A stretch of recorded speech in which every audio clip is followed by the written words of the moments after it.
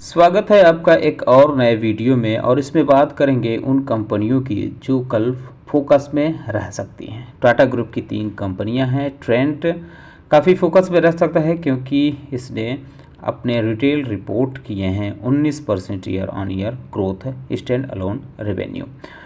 Company का stand alone revenue 19% year on year के हिसाब से बढ़ा है। इसमें सबसे महत्वपूर्ण योगदान रहा है कंपनी का जो जूडियो फॉर्मेट्स है उसका और वेस्ट साइड का, इन दोनों का वेंचर्स का काफ़ी योगदान रहा है कंपनी के रेवेन्यू बढ़ाने में। टाटा मोटर्स पैसेंजर लिमिटेड में अपडेट ये है कि इसने हायर प्रोडक्शन और डोमेस्टिक सेल अपना रिपोर्ट किया है इस पोर्टफोलियो में अप्रैल और जून के दौरान, यानी इस क्वार्टर में कंपनी का प्रोडक्शन काफ़ी बढ़ा हुआ देखने को मिला है और डोमेस्टिक सेल भी बढ़ी हुई देखने को मिली है।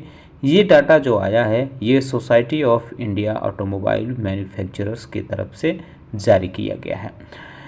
टाइटन में अपडेट यह है कि कंपनी ने 41% ईयर ऑन ईयर अपने कंज्यूमर बिजनेस में ग्रोथ दर्ज की है। मजबूत परफॉर्मेंस ज्वेलरी, वॉचेज और आई केयर इमर्जिंग सेगमेंट में रही है, जिसकी वजह से कंपनी का जो है बिजनेस ग्रोथ देखने को मिला है। साथ ही साथ कंपनी ने अपने रिटेल नेटवर्क भी बढ़ाए हैं। कोचिन शिपयार्ड काफ़ी फोकस में रहने वाला है क्योंकि गवर्नमेंट ने ओएफएस की फ्लोर प्राइस, डेट सारी चीज़ें जारी कर दी हैं। कंपनी जो है इसमें 2.52% यानी 2.5% के आसपास सरकार इसमें ऑफर फॉर सेल लेकर आ रही है, यानी 2.5% इक्विटी बेचेगी और इन इक्विटी को 2.5% को ठीक ठाक खरीदार मिले तो 2.5% और बेचेगी, यानी ग्रीन शो ऑप्शन रखा गया है।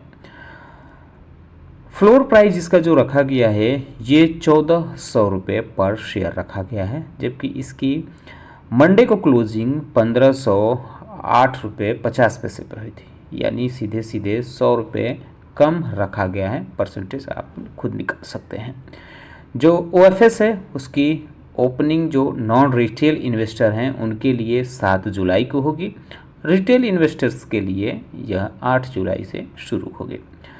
ओएफएस जो है करीब इसमें 66,29,000 इक्विटी कंपनी बेचेगी और ग्रीन शो में 66,29,000 बेचेगी, ये रखा गया है। गवर्नमेंट ऑफर कर सकती है 26,308 इक्विटी जो कि 0.20% है, ये भी ऑफर कर सकती है जो एलिजिबल एम्प्लॉई हैं उनको। तो ये मतलब कह सकते हैं कि काफ़ी इसमें बड़ी खबरें देखने को मिल रही हैं। वरुण बेवरेज लिमिटेड में अपडेट ये है कि अपने wholly owned subsidiary company VBL industries जो केनिया में है उसने एक बिजनेस ट्रांसफ़र एग्रीमेंट किया है। इसके तहत कंपनी दिव्यानी फूड इंडस्ट्रीज जो केनिया में है उसकी डेयरी, बेवरेज, जूस और पैकेजिंग ड्रिंकिंग वाटर बिजनेस को एक्वायर करेगी। यह एक्विजिशन 305 करोड़ यानी $32 मिलियन में देखने को मिलेगा। तो पेप्सिको के second largest bottle partner Varun beverage में ये अपडेट है कि उसकी होली ओन्ड सब्सिडरी कंपनी अपना बिजनेस बढ़ा रही है। जुबिलिएंट फूड वर्क्स में अपडेट ये है कि पिज़्ज़ा जो इसका डोमिनोज पिज़्ज़ा है और डुकिन नट्स है, इनका 14% year on year consolidated revenue from operation बढ़ा है, 2569 करोड़ रहा है। स्टैंड अलोन रेवेन्यू कंपनी का 9.2% बढ़कर 1848 करोड़ पहुंच गया है। टोरेंट फार्मा में अपडेट यह है कि एनसीएलटी के तरफ से अहमदाबाद जो बेंच है एनसीएलटी का उसके तरफ से कंपनी को एक अप्रूवल मिला है।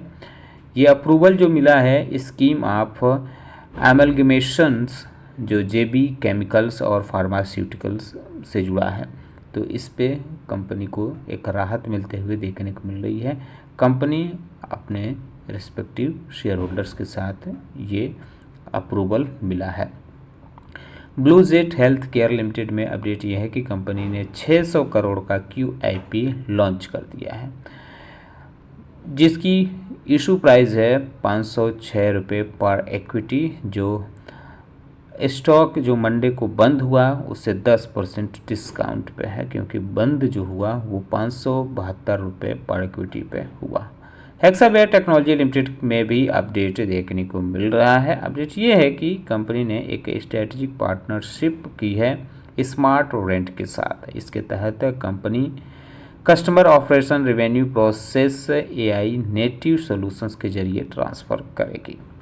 तो ये काफ़ी महत्वपूर्ण इसमें है। राइट्स में 2 खबरें देखने को मिल रही हैं।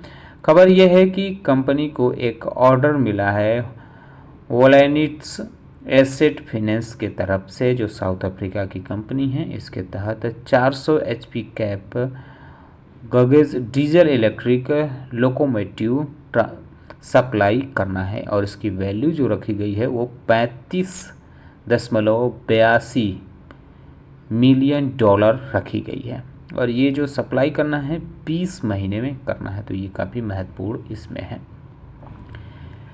टेनफैक इंडस्ट्रीज लिमिटेड में अपडेट ये है कि कंपनी ने प्रेफरेंशियल इशू के 7,41,082 इक्विटी शेयर के प्रेफरेंशियल इशू अप्रूव कर दिए हैं। इशू प्राइस 2341 रुपये पर शेयर रखी गई है। एग्रीगेटिंग अराउंड इसका है 173.5 करोड़। हालांकि अभी ये शेयर होल्डर्स की अप्रूवल से बाहर है, यानी अभी शेयर होल्डर का अप्रूवल नहीं मिला है। अप्रूवल मिलने के बाद ही आगे की कार्रवाई की जाएगी।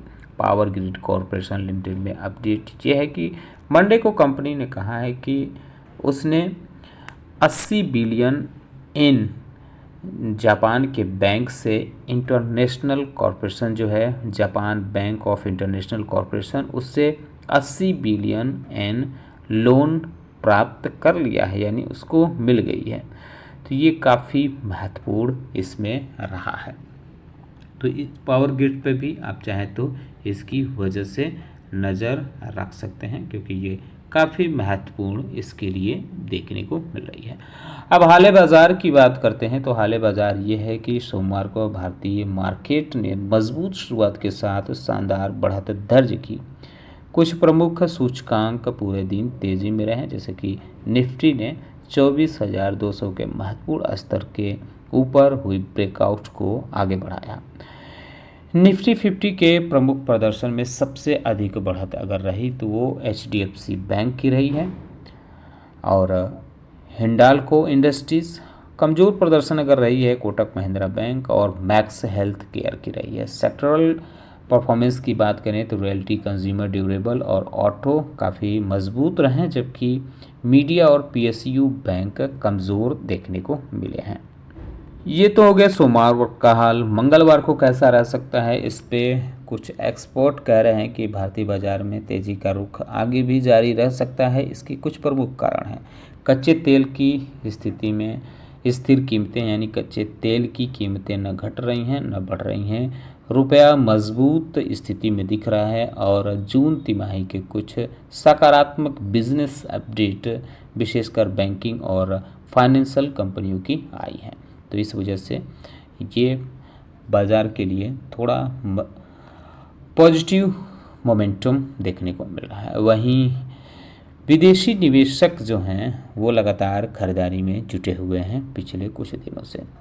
6 जुलाई को 243 करोड़ की ठीक ठाक खरीदारी की, जबकि घरेलू निवेशक 3791 करोड़ की शुद्ध खरीदारी की। वहीं 3 जुलाई को FIIs ने 1355 करोड़ की खरीदारी कर लगातार 4 दिनों की बिकवाली का सिलसिला तोड़ा था, जबकि DIIs ने 1953 करोड़ से अधिक की बिकवाली कर अपनी लगातार खरीदारी की श्रृंखला समाप्त की थी। तो इन सारी चीज़ों को ध्यान में रखते हुए आप आगे की अपनी योजना बना सकते हैं। अपील है कि इस वीडियो के आधार पर किसी भी कंपनी में निवेश या बिकवाली ना करें। ये महज सूचना पर्पज़ वीडियो बनाया गया है। उम्मीद करता हूं कि आपको हमारा वीडियो पसंद आया होगा। कैसा लगा बताना ना भूलें, साथ ही साथ हमारे चैनल को सब्सक्राइब कर लें, बेल आइकन दबा लें। वीडियो देखने के लिए बहुत बहुत धन्यवाद।